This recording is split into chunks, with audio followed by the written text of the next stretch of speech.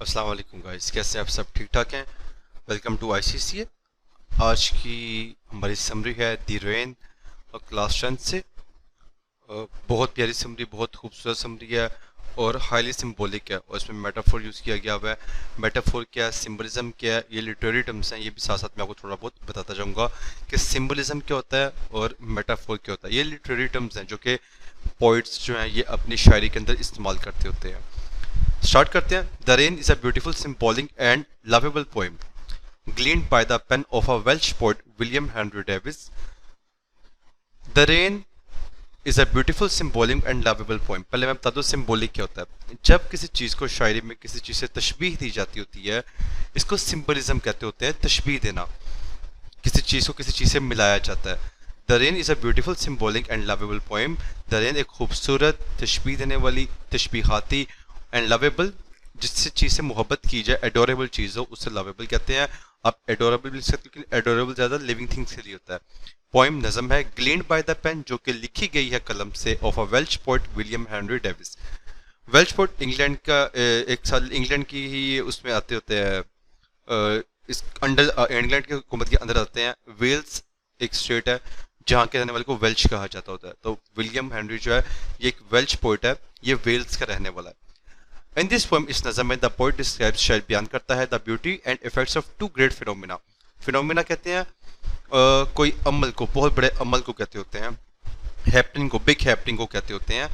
Poet describe, शायद बयान करता है, द ब्यूटी। अब देखें, पोइट है, सिंगुलर है, तो एस या E S present indefinite tense के अंदर जो आता है वो यहाँ पे आएगा।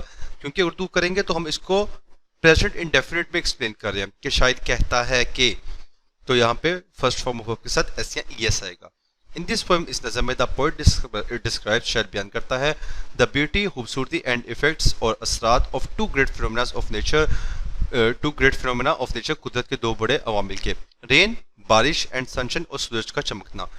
ही आल्सो पोर्ट्रेस, पोर्ट्रेस का मतलब होता है किसी चीज़ का हाका खींचना, किसी चीज़ की तस्वीर खींचना, सीनरी खींचना। वो अपने ख्याल में सीनरी खींच दे रहा है।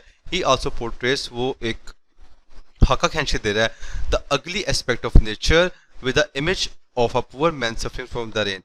ये एक कुदरत का जो एक बुरा चेहरा है, विद द इमेज, वो दिखा रहा है हमें, with the image of poor man, एक आम गरीब आदमी के साथ मिला के, from the suffering from the rain, कि उससे बारिश के क्या असरात होते हैं।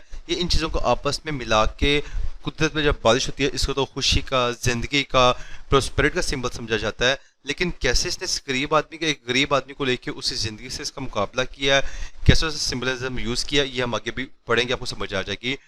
इट इज़, आगे कोटेशन फर्स्ट आती है हमारी, इट इज़ द रेन, ये बारिश ही है, that फिल्स the reverse and dams, जो कि पानी की वाटर बॉडीज को भरती है, दरियाओं को, डैम्स को भरती है।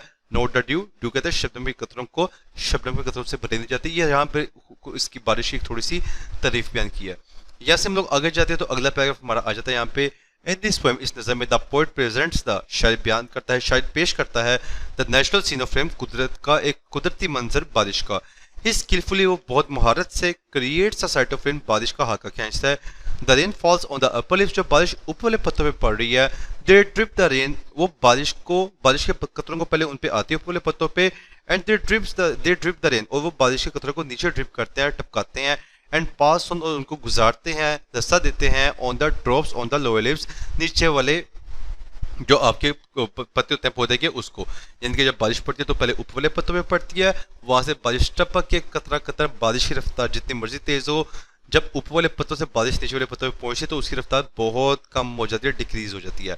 The upper leaves after quenching their thirst, ऊपर वाले पत्ते अपनी प्यास बुझाने के बाद, पास ऑन द ड्रॉप्स, कतरों को, बारिश के कतरों को भेजते हैं, टू द लोअर लीव्स, नीचे वाले पत्तों पे।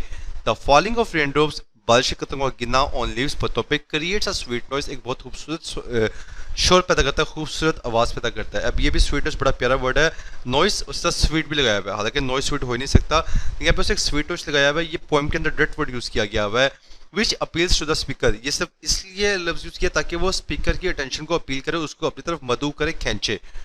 द रिच लीव्स, अमीर पत्ते, stand for the rich people, ये अमीर लोगों की सिंबलिज्म दिया गया हुआ है। एंड द पुअर लीव्स, और जो गरीब पत्ते हैं, stand for the poor people, ये गरीब लोगों की तशबीह दे रही है।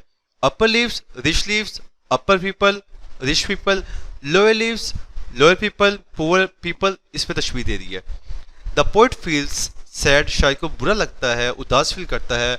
फॉर द पुअर पीपल, गरीब लोगों के लिए। द पोइट होप्स दैट, शायद को उम्मीद है कि आफ्टर द रेन, बारिश के बाद, सन विल कम आउट, सूरज बाहर निकलेगा। It will fill each drop with light. Poem में लफ्ज यूज किया हुआ है डार्क ड्रॉप का। ये डार्क ड्रॉप, अब जब बारिश बरसती है तो उससे कतरे स्याह होते हैं थोड़े से, लेकिन जैसे अगर आप लोगों ने कभी दोपहर के टाइम पे दिन की रोशनी में बारिश होते हुए देखी हो, तो सूरज की रोशनी जब पड़ती है, बादल जब छट जाते हैं, तो उनके अंदर एक खास चमक पैदा होती है, जैसे मोती गिरते हैं। तो यहाँ पे शायर का ऑप्टिमिज्म दिखाया जा रहा है, कितने खूबसूरत तरीके से सिंबलिज्म यूज किया गया है कि अब बारिश खत्म होने वाली है और सूरज निकल रहा है, और सूरज के निकलते साथ ही सूरज की रोशनी ने बारिश के कतरों को मोतियों जैसे रोशन करती है। The sun will shine equally upon all. अब जो सूरज है, इसकी रोशनी रेन की तरह नहीं दिखाई हुई कि रेन जो है वो पहले ऊपर वाले पत्तों पे पड़ रही है, फिर नीचे वाले पत्तों पे जा रही है, लेकिन जो सूरज है ये एक जस्टिस का सिंबल दिया गया है यहाँ पे कि ये सबको इक्वली बिल्कुल रोशनी दे रहा है। The poet is happy with the sight, शायद इस मंजर से बहुत खुश है। The sunshine is for both, सूरज की रोशनी दोनों के लिए है। द डार्क राउंड ड्रॉप्स, स्याह कतरों के लिए, of rain and rich green leaves, वो अमीर पत्तों के लिए भी है और वो स्याह बारिश के कतरों के लिए भी है, दोनों के लिए, अमीर के लिए भी, गरीब के लिए। Because justice is always equal for everyone. It means, इसका मतलब है दैट के sunshine is equal for the rich and the poor people, कि सूरज की रोशनी यानी कि इंसाफ अमीर और गरीब दोनों के लिए बराबर है। अगले पैराग्राफ में चलते हैं, एक छोटी सी लाइन देंगे। The language of the poem is simple, नज़म की ज़बान बहुत सादा है, but the message of the poem is unique and thought provoking, लेकिन इसका पैगाम बहुत यूनिक, अलग है, एंड थॉट प्रोवोकिंग, और एक नई सोच उजागर करने वाला है। थॉट, सोच, प्रोवोक करना, उजागर करना, एक नई सोच को पैदा करने को प्रोवोक कहते होते हैं। इस लाइन को क्लियर करने के बाद हम जाएंगे अगले पैराग्राफ में, जो कि लास्ट पैराग्राफ है। जो बच्चे थोड़े वीक हैं, जिनको थोड़ा इशू है याद करने में, वो यहाँ तक भी याद करके लिख देंगे और आगे एक कोटेशन आ रही है वो लिख देंगे तो काफ़ी है। बट जो चाहते हैं कि एक्स्ट्रा ऑर्डिनरी, जो कि अच्छे नंबर देना चाहते हैं, उनके लिए फिर एक पैराग्राफ और ऐड किया गया है अच्छा सा। W.S. Davies favourite themes are the nature and the hardships of the poor. अब डेविस के आगे आप देख रहे हैं एक कोमा लगा हुआ है, ये एपोस्ट्रोफी जिसे कहते हैं। जैसे Apple, apples colour, apples colour, अगर एपोस्ट्रोफी लगा के एस लगाया हुआ है, इसका मतलब है कि एप्पल का रंग।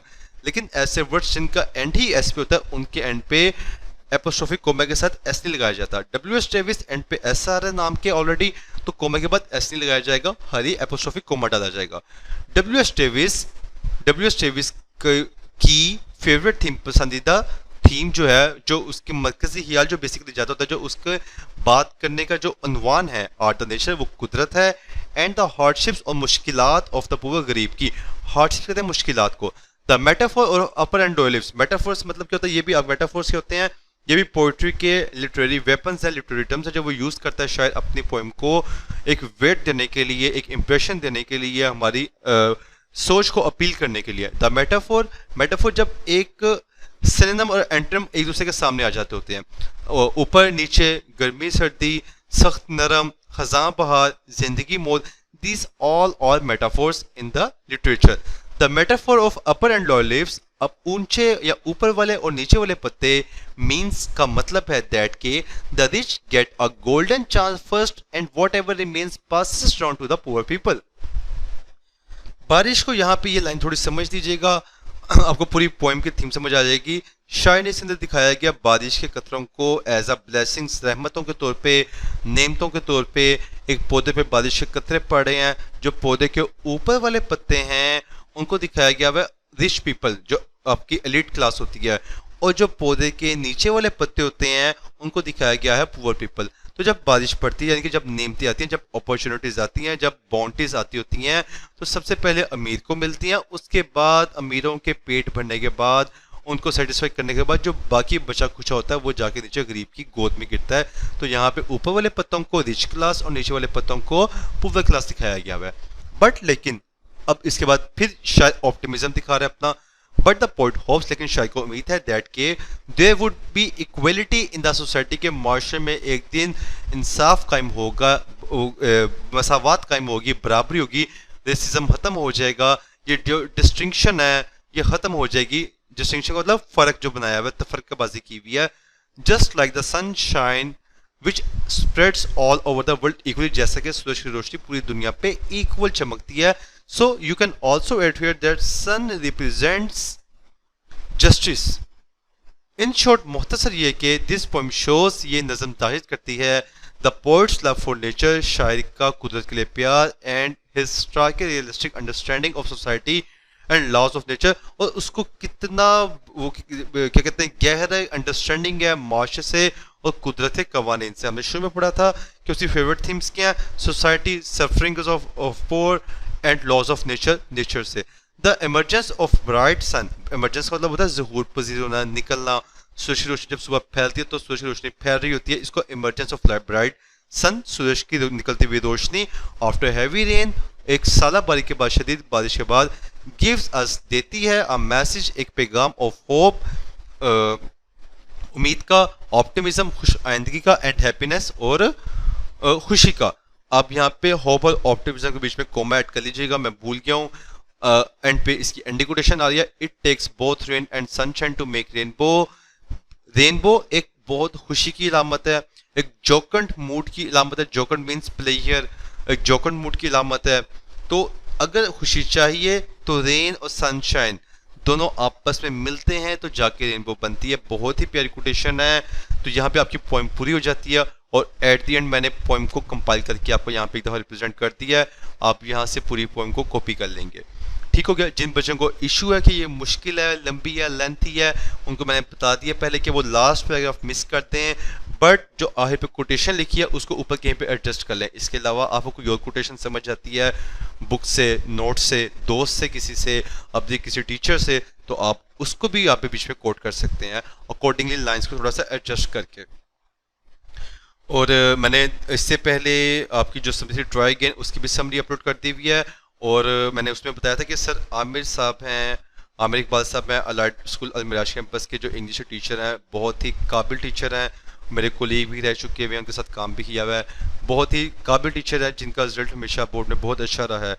तो ये उन्हीं के नोट से समरी कॉपी की उनकी इजाज़त से। ये आपके लिए भी एक समझिए गिफ्ट है कि आपको एक इतने अच्छे टीचर के नोट्स मिल रहे हैं। मैं ऐसा ऐसा उनकी कॉपी, उनके नोट्स से जो क्वेश्चन आंसर्स हैं बड़े अच्छे लिखे हुए, वो भी आपको दूंगा। और कोशिश करें ज़्यादा मटेरियल याद करने की, पायलट से, नोट से, या जो टीचर्स कुछ आपको छोटे नोट्स देते हैं कि ये एक पैराग्राफ की समरी लिख दो, 5 में से 1 नंबर 2 नंबर आ जाएंगे, वो बिल्कुल याद ना करें। वजह क्या है कि जब आपने आगे एफए में जाएं, आईसीएस में जाएं, आईको में जाएं, आप जो भी इंटरमीडिएट डिग्री सेलेक्ट करें, जो भी सब्जेक्ट सेलेक्ट करें, इंग्लिश 100 मार्क्स की है, और उसमें आपके खाली क्वेश्चन आंसर की जो लेंथ है 3 to 5 लाइन्स है, एक पैराग्राफ है, तो उसमें भी आपको थोड़ा सा वेटेज ऐड करना पड़ता है। अगर आज आदत नहीं पड़ेगी तो इंटरमीडिएट में इंग्लिश अच्छी नहीं बोली जाएगी, इंग्लिश अच्छी नहीं लिखी जाएगी। वहाँ पे बुक्स भी दो हैं, उसके बाद ग्रामर की बुक एक अलग है। तो सर आमिर के लिए बहुत शुक्रिया, उनके ताउन का, उनकी इजाज़त का। और इसके साथ चैनल से जुड़े रहिएगा, आगे शेयर करें अपने टीचर्स को, अपने स्टूडेंट्स को, अपने कोलीग्स को, और जो कि इंग्लिश टीच कर रहे हैं और जो आपके क्लासमेट्स हैं उनको भी। और सबसे अहम बात कि ICCA एक बिल्कुल फ्री इदारा है जो कि आपको ऑनलाइन अर्निंग के मौके भी दे रहा है। तो इसकी की और लिस्ट है कंप्यूटर टेक्टिक्स के नाम से, जिसमें आपके कैनवा के 2 लेक्चर अपडेट कर दिए गए हैं। मजीद भी लेक्चर आ जाएंगे। कैनवा की क्लास पूरी होते हैं इंशाल्लाह कोरल ड्रॉ, उसके बाद एडोब इलस्ट्रेटर एंड फोटोशॉप की क्लासेस हैं। मजीद ये कि इस चैनल पे हाली 19 का काम नहीं आया, 1 क्लास 2 3 4 5 6 7 8 9 10 इंशाल्लाह आगे जाके FA, FSC, ICS, ICOM के लेक्चर्स भी आएंगे, और इंशाल्लाह आगे इससे ऊपर भी क्लासेस दी जाएंगी। तो बेसिकली टारगेट क्या है, स्टूडेंट्स की स्टडी में हेल्प करने के साथ साथ उनको कंप्यूटर फील्ड की तरफ लाना, उनको एक अच्छा फ्रीलांसर बनाना, उनको ग्राफिक डिज़ाइनिंग सिखाना और फ्रीलांसिंग के प्लेटफॉर्म के बारे में बताना है। आप सबका बहुत शुक्रिया ताउन का। अगली वीडियो में जल्द मिलते हैं, तब तक के लिए अपना ख्याल रखिएगा। खुदा हाफिज़।